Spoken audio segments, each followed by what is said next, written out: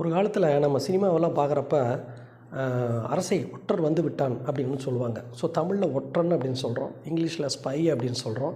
Intelligence, counter intelligence, military இன்டெலிஜென்ஸுன்னு சொல்லி போட்டு நிறைய விஷயங்களில் இந்த ஒற்றர்கள் பயன்படுறாங்க. இவங்க இல்லாமல் ஒரு கண்ட்ரியில் உள்ளே நடக்கிற விஷயங்கள், இன்னொரு கண்ட்ரியில் உள்ளே நடக்கிற விஷயங்கள்லாம் நமக்கு வந்து தெரிய வராது. இது வந்து பார்த்திங்கன்னா சில நேரங்களில் வந்து கெட்ட விஷயங்களுக்கு சில கண்ட்ரி பயன்படுது, சில வந்து நல்ல விஷயங்களுக்காக வந்து பயன்படுது. ஸோ இந்தியாவில் எடுத்துட்டிங்கன்னா ஐபின்னு இருக்குது, ரான் இருக்குது, யூஎஸில் FBI இருக்குது, CIA இருக்குது, ரஷ்யாவில் எடுத்துட்டிங்கன்னா KGBன்னு ஒன்று இருக்குது, இது போக இன்னொன்று இருக்குது, அது ரகசியமாக வச்சுருக்குறாங்க. யூகேயில் எடுத்துட்டிங்கன்னா MIன்னு ஒன்று இருக்குது. இது மாதிரி நிறைய விஷயங்கள் வந்து எல்லா இடத்துலையும் இருக்குது. ஆனால் உலகம் ஃபுல்லாக வந்து பார்த்திங்கன்னா இன்றைக்கி ரொம்ப டெட்லியாகவும் ரொம்ப நம்பகத்தனமாகவும் ரொம்ப கில்லாடியாகவும் இருக்கிறது வந்து பார்த்திங்கன்னா இஸ்ரேலோட மொசாத் அப்படிங்கிற இன்டெலிஜென்ஸ் ஏஜென்சி தான். இந்த மொசாத் அப்படிங்கிற இன்டெலிஜென்ஸ் ஏஜென்சி வந்து பார்த்திங்கன்னா மிலிட்ரி, அவங்க கண்ட்ரியில் இருக்கிற மிலிட்ரி இன்டெலிஜென்ஸுக்கும் இன்டர்னல் செக்யூரிட்டிக்கும் இடையில் வந்து ஒரு கேப் இருக்கக்கூடாது அப்படின்னு 1949 வருஷம் அது வந்து கிரியேட் பண்ணுறாங்க. அதனுடைய எஸ்டிமேட் அன்றைக்கி கம்மியாக இருந்தாலும் இன்றைக்கி அட் ப்ரெசண்ட்டு $2.79 பில்லியன் இருக்கும் அப்படின்னு சொல்கிறாங்க அப்ராக்சிமேட்டாக. ஸோ இந்த இதில் வந்து பார்த்திங்கன்னா கண்ட்ரியினுடைய ஒரு கலெக்டிவ் இன்ஃபர்மேஷன் பிரகாரம் 6,000 to 7,000 மெம்பர்ஸ் வந்து இந்த மொசாத் இன்டெலிஜென்ஸில் இருக்கிறதா சொல்கிறாங்க. இதுவாக ஒவ்வொரு கண்ட்ரியிலையும் அந்தந்த கண்ட்ரியில் இருக்கக்கூடிய டபுள் ஏஜென்ட்ஸ் வேறு இருப்பாங்க.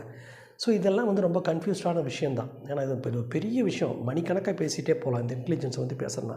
ஸோ இதில் வந்து பார்த்திங்கன்னா கவர்ட் ஆப்ரேஷன்ஸ்னு ஒன்று இருக்கும், அசாசினேஷன் பிளாட்ஸ் இருக்கும், எஸ்பினேஜ் பண்ணுறது இருக்கும். இது மாதிரி நிறைய விங்ஸ் வந்து இந்த மொசாத்தில் வந்து இருக்குது.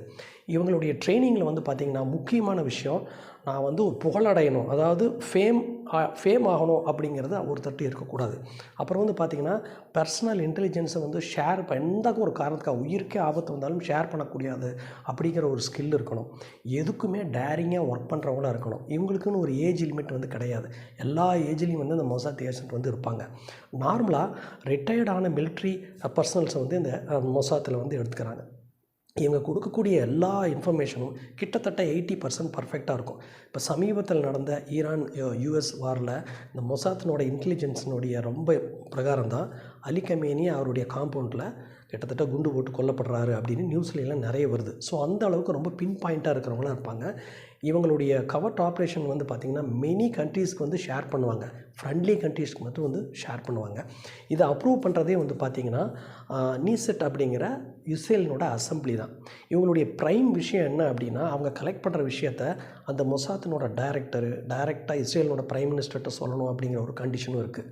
ஸோ இந்த மொசாத் அப்படிங்கிறது அவ்வளோ டெட்லியாக இருக்குது.